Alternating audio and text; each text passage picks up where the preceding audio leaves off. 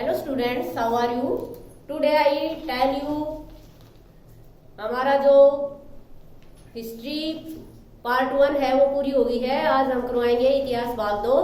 इतिहास भाग 2 का लेसन नंबर 7 और लेसन नंबर 7 के में हम आपको आज बताएंगे बुनकर, लोहा बनाने वाले और फैक्ट्री मालिकों के बारे में। ये हमारा लेसन है।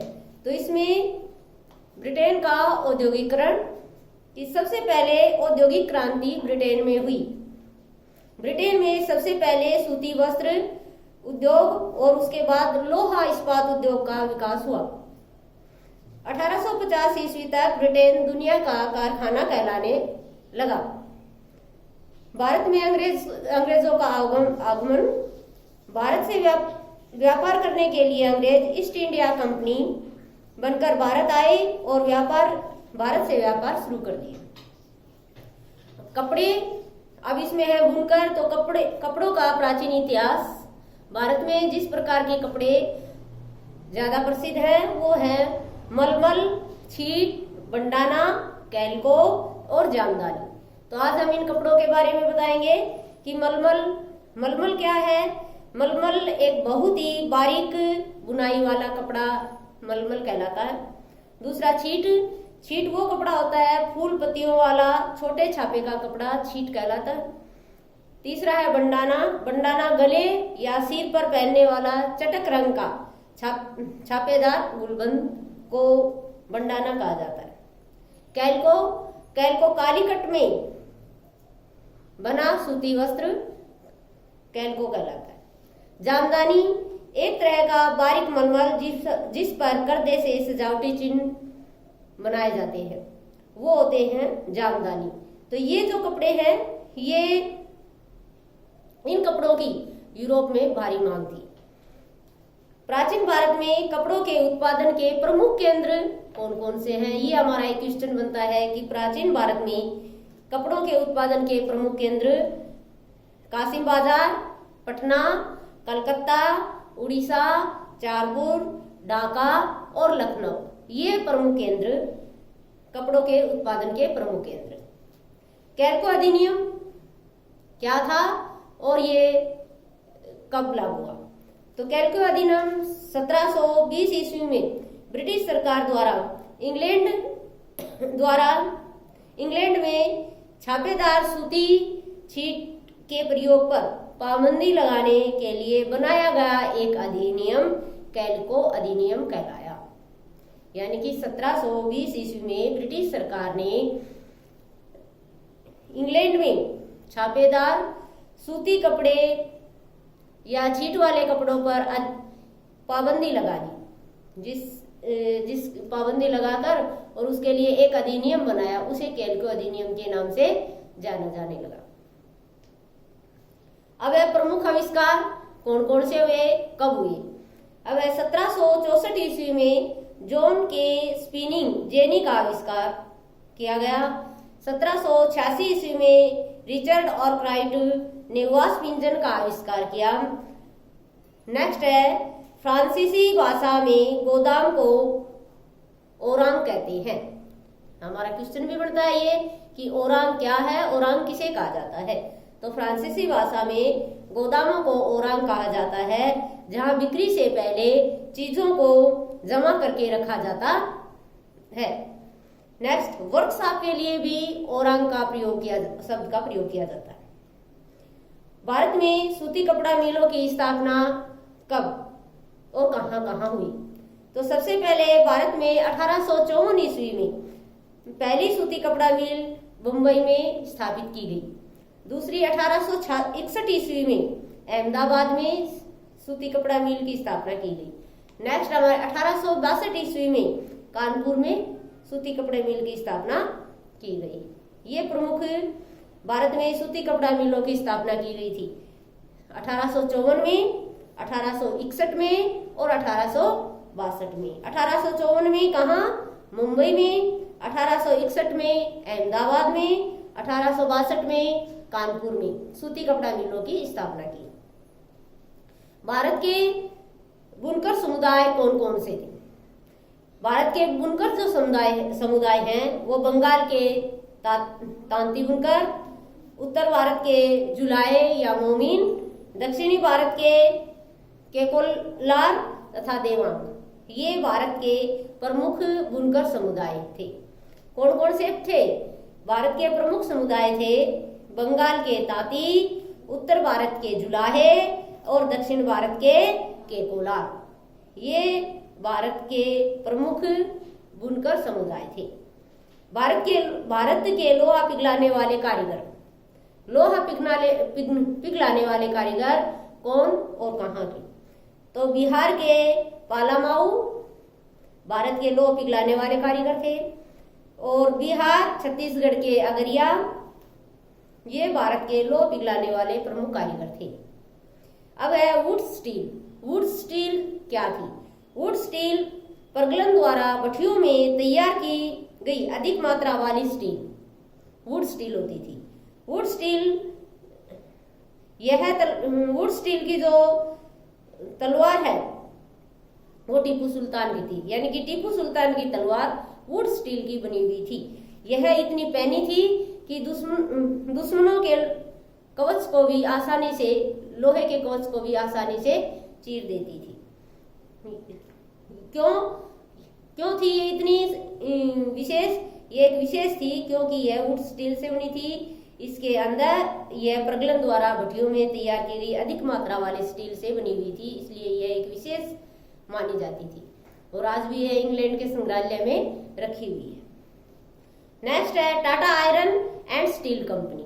Tata iron and steel company, इसका शॉर्ट है टिस्को, यानी कि टिस्को की फुल फॉर्म क्या है? टिस्को की फुल फॉर्म है Tata iron and steel company. इसको शॉर्ट फॉर्म में हम टिस्को बोलते हैं। इस कारखाने की स्थापना जमशेदपुर टाटा ने सुब्रमण्य रेखा नदी के तट पर जमशेदपुर नामक शहर में बसाकर 1912 ईस्वी में की, जो देश का सबसे पहला और सबसे बड़ा इस्पात कारखाना था। देश का सबसे पहला और सबसे बड़ा कारखाना था। कौन सा? Tata iron steel company. ये कब, इसकी स्थापना कब की गई थी? 1912 में। कौन सी नदी के तट पर? सुब्रण रेखा नदी के तट पर, सुब्रण रेखा नदी के तट पर जमशेदपुर नामक शहर में 1912 ईस्वी में इसकी स्थापना की गई थी। किसकी? टाटा आयरन स्टील कंपनी, यानी कि टिस्को की स्थापना की गई थी। अब हमारे कुछ क्वेश्चन हैं, हमारे इसमें कुछ ब्लैंक्स हैं, ये देखिए। अंग्रेजों का सिंटेक्स शब्द हिंदी के ब्लैंक्स किस शब्द से निकला है? सिंटेक्स शब्द किस शब्द से निकला है? तो सिंटेक्स शब्द छीट शब्द से निकला है। सिंटेक्स शब्द किस शब्द से निकला है? सिंटेक्स शब्द छीट शब्द से निकला है। नेक्स्ट क्वेश्चन हमारा है, टीपू की तलवार किस स्टील से बनी हुई थी? तो टीपू की तलवार वुड्स नामक स्टील से बनी हुई थी। भारत का कपड़ा निर्यात खालिस्तान किस सदी में गिरने लगा? भारत का कपड़ा निर्यात 19वीं सदी में गिरने लगा। कब गिरने लगा? 19वीं सदी में। अब नेक्स्ट क्वेश्चन हमारा, यूरोप में किस प्रकार के कपड़ों की भारी मांग थी? तो अभी हमने बताए हैं पीछे, यूरोप में, भारत में जो कपड़े थे ये सारे कपड़े मलमल, छीट, बंडाना, केल्को और जामदानी, इन सब कपड़ों की भारत में भारी मांग थी। तो ये कपड़े कैसे थे? यूरोप में छापेदार भारतीय सूती कपड़ों की भारी मांग थी। आकर्षक फूल पत्तियों वाले बारीक रेशे और सस्ती कीमत की वजह से भारतीय कपड़े का एक अलग रुतबा था। इंग्लैंड के अमीर लोग ही नहीं बल्कि स्वयं महारानी भी भारतीय कपड़ों से बने परिधान पहनती थी। अब है जामदानी क्या है? जामदानी, आंसर देखिए, जामदानी क्या है? जामदानी एक प्रकार का बारीक मलमल होता है जिस पर पर्दे से सजावटी चिन्ह बुने जाते हैं। इनका रंग प्राय सलेटी और सफेद होता है। आमतौर पर सूती और सोने के धागों का इसमें प्रयोग किया जाता था। ढाका और लखनऊ जामदानी बुनने के दो प्रसिद्ध केंद्र थे। तो इसका एक क्वेश्चन इसी क्वेश्चन में से निकलता है कि जामदानी बुनने के दो प्रसिद्ध केंद्र कौन कौन से थे। तो इसमें है ढाका और लखनऊ। बंडाना क्या है? बंडाना शब्द का प्रयोग गले या सिर पर पहने वाले चटक रंग के छापेदार रुमाल के लिए किया जाता है। यह शब्द हिंदी के बांधना शब्द से निकला है। इस श्रेणी में चटक रंगों वाले ऐसे बहुत सारी किस्म के कपड़े आते थे जिन्हें बांधने और रंग साजी की विधियों से ही बनाया जाता था। उन्हें बंडाना कहा जाता है। अगरिया कौन होते थे? अगरिया उन लोगों का समुदाय होता था जो बिहार तथा मध्य भारत के गांवों में रहते थे। ये लोग लोहे को पिघलाने की शिल्प कला में बहुत माहिर हैं। 19वीं सदी के अंत तक बिहार और मध्य भारत में लोह प्रकलन का कार्य काफी प्रगति पर था और अगरिया लोग इस कार्य में लगे हुए थे। भारत में लोह इस्पात उद्योग की स्थापना के बाद अगरिया समुदाय लोह प्रकलन का कार्य छोड़कर औद्योगिक मजदूर बन गए। नेक्स्ट क्वेश्चन हमारा है, विभिन्न कपड़ों के नाम से उनके इतिहास के बारे में क्या पता चलता है? तो विभिन्न कपड़ों के नामों से उनके इतिहास में निम्नलिखित बातों का पता चलता है कि इस प्रकार मलमल इतिहास बताता है मलमल कपड़े के बारे में। यह भारत में आया बारीक सूती कपड़ा था जिसे यूरोप के व्यापारियों ने सबसे पहले इराक के मोसुल शहर में अरब व्यापारियों के पास देखा। इस आधार पर वे इसे मसलिन कहने लगे। कैल्को अंग्रेज कालीकट के मसालों के साथ साथ कपड़ा भी लेते थे, अतः कालीकट से निकले कपड़े को वे कैल्को कहने लगे। बाद में हर तरह के सूती कपड़ों को कैल्को ही कहा जाने लगा। सिंटस यह शब्द हिंदी के छीट शब्द से निकला है। यह रंगीन फूल पत्तियों वाला छोटे छोटे छापे का कपड़ा होता था।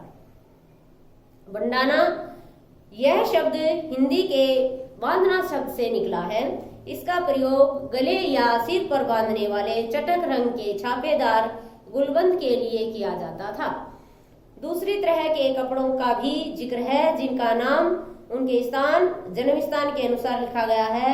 कासिम बाजार, पटना, कलकत्ता, उड़ीसा, चारपुर आदि। इन शब्दों का प्रयोग से पता चलता है कि विश्व के विभिन्न भागों में भारतीय कपड़े कितने प्रसिद्ध हो चुके थे। नेक्स्ट हमारा क्वेश्चन है 7। इंग्लैंड के ऊन और रेशम उत्पादकों ने 18वीं सदी की शुरुआत में भारत से आयात होने वाले कपड़े का विरोध क्यों किया? तो आंसर है 18वीं सदी के आरंभ तक आते आते भारतीय कपड़ों की लोकप्रियता से बेचैन इंग्लैंड के रेशम व ऊन निर्माता भारतीय कपड़ों के आयात का विरोध करने लगे थे। इस दबाव के कारण 1720 ईस्वी में ब्रिटिश सरकार ने इंग्लैंड में छापेदार सूती कपड़े छींट के प्रयोग पर रोक लगाने के लिए कानून पारित कर दिया जिसे कैल्को अधिनियम के नाम से जाना जाता था। उस समय इंग्लैंड में नए नए कपड़ा कारखाने खुल रहे थे। भारतीय कपड़ों के सामने लाचार अंग्रेज कपड़ा उत्पादक अपने देश में भारतीय कपड़ों के प्रवेश पर पूरी पाबंदी चाहती थी ताकि इंग्लैंड में सिर्फ उन्हीं का कपड़ा बिके। इस क्रम में इंग्लैंड की सरकार ने सबसे पहले कैल्को छपाई उद्योग को ही सरकारी संरक्षण में विकसित किया। तो इस तरह से इंग्लैंड के ऊन और रेशमी उत्पादकों ने 18वीं सदी की शुरुआत में भारत से आयात होने वाले कपड़ों का विरोध किया। नेक्स्ट क्वेश्चन हमारा 8 क्वेश्चन है, ब्रिटेन में कपास उद्योग के विकास से भारत के कपड़ा उद्योगों उत्पादकों पर किस तरह के प्रभाव पड़े? ब्रिटेन में कपास उद्योगों के विकास से भारत के कपड़ा उत्पादकों पर किस तरह के प्रभाव पड़े? तो आंसर हमारा, ब्रिटेन में कपास उद्योग के विकास से भारत के कपड़ा उत्पादकों पर निम्नलिखित प्रभाव पड़े। पहला था, अब भारतीय कपड़ों को यूरोप और अमेरिका के बाजारों में ब्रिटिश उद्योगों ने बने कपड़ों के मुकाबला करना पड़ता था। यानी कि भारतीय कपड़ों को यूरोप और अमेरिका के बाजारों में ब्रिटिश उद्योगों के में बने कपड़ों से मुकाबला करना पड़ता था। भारत से इंग्लैंड को कपड़े का निर्यात मुश्किल होता जा रहा था, क्योंकि ब्रिटिश सरकार ने भारत से आने वाले कपड़े पर भारी सीमा शुल्क लगा दी थी।